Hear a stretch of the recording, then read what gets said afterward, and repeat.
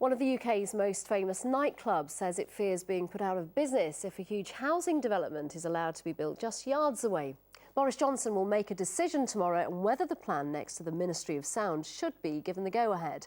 The club's owners have spent years fighting it, worried that complaints about the noise from its new neighbours could mean it's forced to close. Here's Ria Chatterjee. The Ministry of Sound is big business. And to this London super club, it's beating heart. Up until now, it's never been the noisy neighbour. But if the Mayor green-lights the redevelopment of these empty flats, then the complaints might start flooding in. If we were, for example, to have to turn the volume down, or we had to close the club at 3 o'clock in the morning, it would just take away from the experience completely. This club is known for having the best sound system in the world. This room, for example, was designed with the relationship between sound and space in mind to maximise the experience for the clubber. But it's not what goes on inside that's the problem. The club is open 3 or 4 nights a week. That means queues and crowds.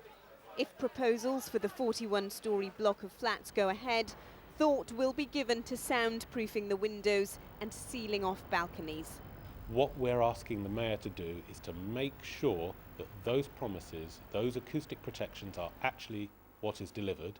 And secondly, we're asking for people to sign a piece of paper before they move in saying, we recognise that there's a nightclub opposite and we're not going to complain about it, provided it continues to operate in the professional way that it's always operated. The club has been part of Elephant and Castle for 2 decades and has nurtured the talents of generations of DJs. Neighbours and nightclubs and late night people coming out of clubs simply don't get on with one another.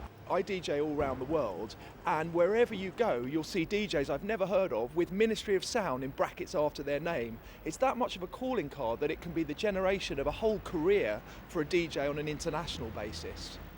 The first planning application was rejected by Southwark Council 2 years ago. The decision now lies with Mayor Boris Johnson.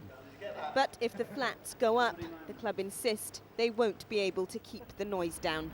Ria Chatterjee, ITV News, Elephant and Castle. London.